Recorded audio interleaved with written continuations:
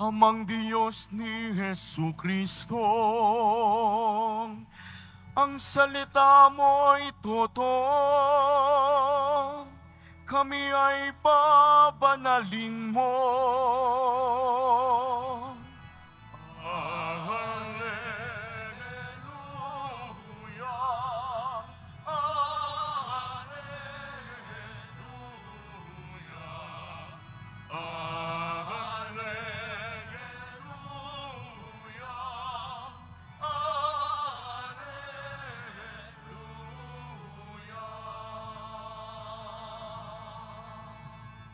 Sumainyo ang Panginoon. At sumaiyo rin. Ang mabuting balita ng Panginoon ayon kay San Marcos. Papuri sa iyo, Panginoon. Noong panahong iyon, si Jesus ay nagtungo sa lupain ng Judea at nagtuloy sa ibayo ng ilog Jordan. Muli siyang pinakalipunpunan ng mga tao at tulad ng dati, nagturo sa kanila. May mga pariseyong lumapit kay Jesus. Ibig nilang masilo siya kaya't kanilang tinanong, "Naaayon ba sa kautusan na hiwalayan ng lalaki ang kaniyang asawa?" Tugon niya, "Ano ang utos sa inyo ni Moses?" Sumagot naman sila, "Ipinahintulot na ni Moses na hiwalayan ng lalaki ang kaniyang asawa matapos bigyan ng kasulatan sa paghihiwalay." Ngunit sinabi ni Jesus, "Dahil sa katigasan ng inyong ulo, kaya niya inilagda ang utos na ito. Subalit sa pasimula pa, nang likhain ng Diyos ang sanlibutan, nidalang niyang isilang lalaki at babae. Dahil dito'y iiwan ng lalaki ang kaniyang ama at ina at magsasama sila ng kaniyang asawa at sila'y magiging isa. Kaya't hindi na sila dalawa, kundi isa. Ang pinagsama ng Diyos ay huwag paghiwalayin ng tao." Pagdating sa bahay, ang mga alagad naman ang nagtanong kay Jesus tungkol sa bagay na ito.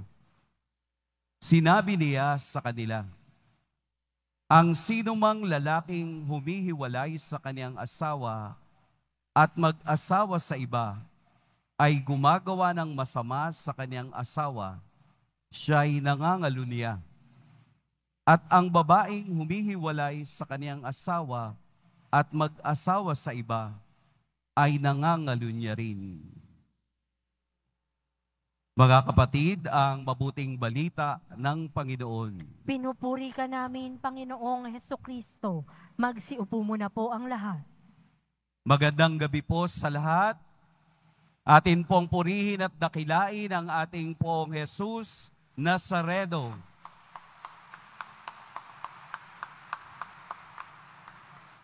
Ang mga Pariseyo ay hindi handang makarinig ng tama. Ang gusto nilang marinig ay ang maling sagot ni Jesus dahil gusto silang masilo nito. Bakit po? Dahil gusto nilang mangyari kay Jesus ang nangyari kay Juan Bautista. Ano po ang nangyari kay Juan Bautista? Di ba't siya ay pinugutan ng ulo dahil siya ay nagsalita laban sa pangangalunya?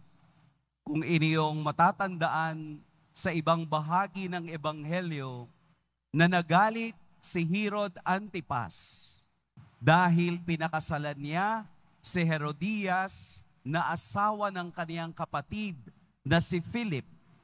Kaya nagalit si Herod at sa isang pagkakataon nalansi, niloko nila si Juan Bautista at napilitang patayin at pinugutan ng ulo. Ito yung napakagandang bagay na hindi natakot si Juan Bautistang magsalita laban kung ano ang tama, laban kung ano ang moral. Ngayon naman sa ating ebanghelyo, gusto nilang ulitin ng mga Pariseyong ito ang pagkakataong masilo si Jesus. Pero hindi nila magagawa para kumbaga, Jesus is always 10 steps forward laban sa kanila. Kaya ano ang sagot ni Jesus sa ebanghelyo? Ano ang sinasabi sa inyo ni Moses noon? Ang rason bakit pinayagan ni Moses dahil sa katigasan ng kanilang ulo. Pero sa katotohanan, ang batas ng Diyos, ang utos ng Diyos ay malinaw. Huwag ninyong paghiwalayin ang pinagsama ng Diyos. Ang pananampalataya ay hindi pwedeng isabuhay ng hiwalay sa moral. Nananampalataya tayo dahil meron tayong pinag-uugatang moral ng buhay. Hindi pwedeng magkaiba. Hindi pwedeng magkaiba ang tinatahak nito sapagkat iisa lang ang ating pupuntahan. Ang Diyos ng buhay at ang Diyos ng katotohanan. Kung titingnan ninyo ang ebanghelyo, hindi ko alam kung ako ay magiging marahan o marahas. Hindi ko alam kung papaano kong sasabihin ng mas mababaw o mas malalim ang kahulugan nito, sapagkat sa kaniyang sariling salita, ang ebanghelyo ay nagsasalita ngayon. Ang asawang humiwalay at nag-asawa ng iba ay nangangalunya. Plain and simple. Hindi po sa akin galing. Inulit ko lang ang sinabi ni Jesus. Nangangahulugan na pag Kristiyano ka, mahalaga ang pananampalataya, pero mas mahalaga ang pamumuhay moral. Hindi po lahat ng legal ay moral. Tatandaan po natin, hindi lahat ng legal ay moral. Ano po ang ibig sabihin nito? Legal ang magsigarilyo? Hindi ba kahit nga may batas na bawal manigarilyo sa mga public places, marami pa rin na nagsisigarilyo kasi nga legal. Pero pag nagsigarilyo ka sa loob ng simbahan, then it is a question of morality. Nasaan ang iyong pananampalataya o pagkakristyano kung mismo ang kaniyang dambana ay hindi natin kayang bigyan ng pagpapahalaga. Legal ang mag-inom, pero meron itong kaakibat na moralidad. Kung palagi kang nag-iinom at napapabayaan mo ang pamilya mo dahil sa bisyo mo, ito ngayon ang tanong ng moralidad. Legal ang mag-business. Legal iyon para mabuhay. Pero kung nagbi-business ka para mangloko ng tao, mang-scam ng tao, then it is a question of morality. Kaya nga po, ang ating bayan, ang ating bansa, sa kabuuan, ay kailangang laging tumitingin kung ano ang moral. Hindi lamang kung ano yung pwede nating gawing legal. Oo, kaya nating gawing legal lahat. Kasi meron tayong gagawing batas para maging legal ang lahat. Pero itanong mo muna kung yung legality ng batas na iyon ay tumutumpok sa moralidad ng tao. Malalim ang pinaggagalingan ng ating ebanghelyo. Dahil sa katigasan ng ulo ng tao, dahil sa hindi nila pagsunod sa Diyos, iniiba, binabaluktot, kinakaliwa ang dapat na tamang batas kesa doon sa dapat sundin ng tao. Mas maganda siguro kung gagawa tayo ng batas na mas lalong magpapalakas ng pamilya, kung papaano lalong magkakaroon ng tamang pag-unawa sa pag-aasawa, papaano mabubuo ang lipunan na walang tinitingnan na corruption.